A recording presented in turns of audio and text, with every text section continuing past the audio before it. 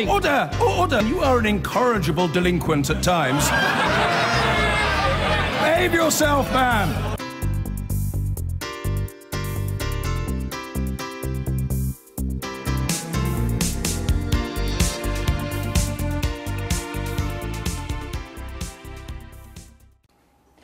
We reported before on the growing problems for South Africa's President Jacob Zuma. The African National Congress is due to elect a new leader later this year, but the final years of Mr. Zuma's presidency have been mired in controversy over alleged fraud and his relationship with an influential Indian family, the Guptas. Another actor in the drama has been the British PR firm Bell Pottinger, which was hired by the Guptas and is implicated in a controversial social media campaign in the country.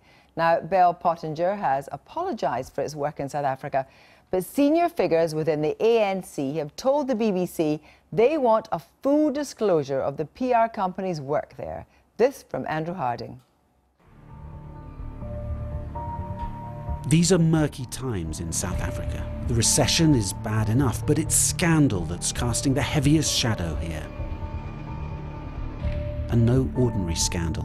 A mountain of newly leaked emails has helped expose what many believe is a criminal plot to capture the state itself.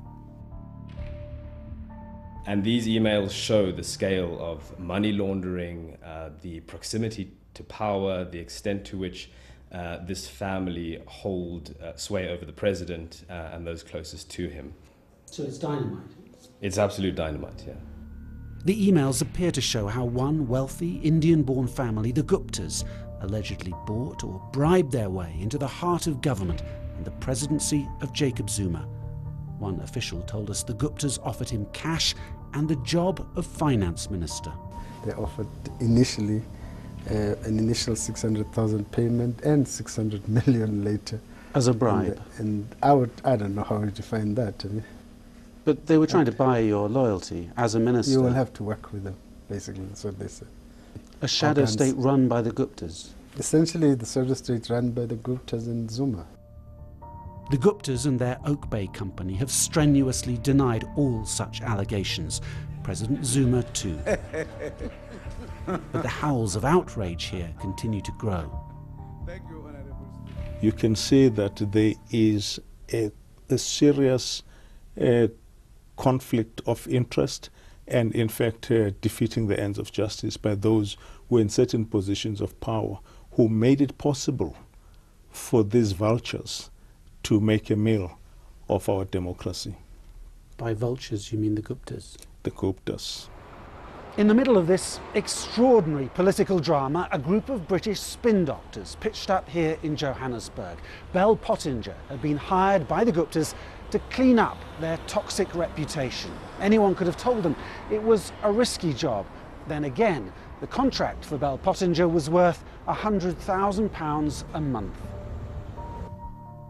Bell Pottinger's team was led by Victoria Gagan, soon to become a hate figure across South Africa. Leaked emails now appear to reveal her extraordinary strategy to deflect attention from the Guptas and their problems by focusing on race and inequality to play up this country's enduring divisions. It was either a cynical ploy or a naive blunder. A nation that goes through many years of racial segregation and then fewer years of democratic dispensation where everyone's rights are protected and race becomes less of an issue, always has a powder keg of racial divisions upon it. And so when actions like Bell Pottinger, etc., then start that journey, it's very quickly for it to become a wildfire. Bell Pottinger wrote or edited speeches for the Gupta's political allies. If needs be, we declare civil war. The firm later judging this civil war comment as positive or neutral. Meanwhile, a campaign against white monopoly capital began on social media, quickly going viral and getting amplified by uglier, more radical voices. What's this one? It's a dog, basically, with puppies. Bitch. that it was part of a black ops propaganda campaign to get the media off this corrupt network's back. So they were trying to distract attention. Yes, and it happened to many of us. All the journalists who were writing about state capture or who were interested in this new crony network, really you could see almost daily there would be these, largely driven on Twitter and social media, in quite insulting images of them made. And only now do you understand that it was actually a constructed campaign. Bell Pottinger's precise role in some of this is hard to pin down. Slick new websites appeared from nowhere, along with an army of what appeared to be automated fake Twitter accounts. We asked an expert here if he could see Bell Pottinger's hand behind the scenes. In looking at all of the evidence, the messages that were being tweeted, the fact that the narrative fits in exactly with the messaging they were trying to convey and that they recommended to the Gupta family, it stands to reason that they had to be either behind it or at least very closely involved. Bell Pottinger won't comment on allegations made to Newsnight that fake Twitter accounts were created in London. But in a statement earlier this month, the firm's chief executive, James Henderson, conceded that the company had been behind an inappropriate and offensive social media campaign. Africa is ours. It's not yours. You have no hand in it. Before long, the anger stirred up online was spilling onto the streets. These people from a group called Black First, Land First, with alleged ties to the Guptas, attacked a white journalist's house and threatened others. Black First, Land First is a revolutionary movement. We are going to end whiteness. I got a taste of the group's rhetoric. Because you British, because you are the white monopoly capital, you are worried about the Guptas because you believe the Guptas are organizing black people to take their wealth back. That is why you are organizing all this attack against the Guptas. Bell Pottinger, what do you think of their role here in South Africa? You see, you, British guy, London guy, I told you, I'm not talking to you anymore, so shut up, let's get other people. But it wasn't long before South Africans started fighting back against the race baiting and much more. Wasn't me. The cabinet we fought over wasn't me. Jacob keeps getting bolder. Wasn't me. Furious satire against the Guptas and President Zuma. I got to go now. Important meeting. Jacob!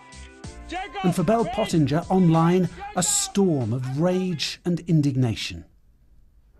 Eventually, Bell Pottinger got the message, dropped the Guptas as clients, apologised for an inappropriate and offensive campaign, sacked the partner in charge and launched an internal investigation. Back in London, the company insists it was misled about what was really going on here. But was it? From the very start, said one source, there was utter fury and disgust internally about this contract. Management knew the depth of feeling in the office and defended their decision. That's a claim Bell Pottinger denies, saying we took action as soon as we were made aware of behaviour that went against the very core of our ethical policies. The picture is muddied by a bitter falling out between Lord Tim Bell and the company he founded. The peer, who left last year, says he warned against taking on the Gupta account and says the firm's senior management knew all about it. The company declined to comment on this claim, but a source there told us Bell himself had helped to secure the account. The source said CEO James Henderson had been aware of plans to promote economic emancipation, but was not aware of the details of what his staff were doing until the story broke in the South African media. So what now? The demand here is for the company to reveal all. If they want to truly retain some credibility out of this saga, it must be on the basis of total transparency. Building institutions takes a long time, and the kind of institutions we are talking about are vital to any state anywhere in the world. Destroying them can happen overnight, and Bell Pottinger has contributed to that. And that makes my blood boil. That makes me so angry that essentially they came here to destroy what we've painstakingly, painfully built over 23 years. This has been a bruising experience all round, but the larger battle is only just getting started here in South Africa. A fight back against state capture, against President Zuma, and against a rainbow nation's dangerous decline. Andrew Harding with that report. Bell Pottinger said they could not comment on the issues raised in his report while an independent investigation was underway. They say they will publish the findings of the report in full soon.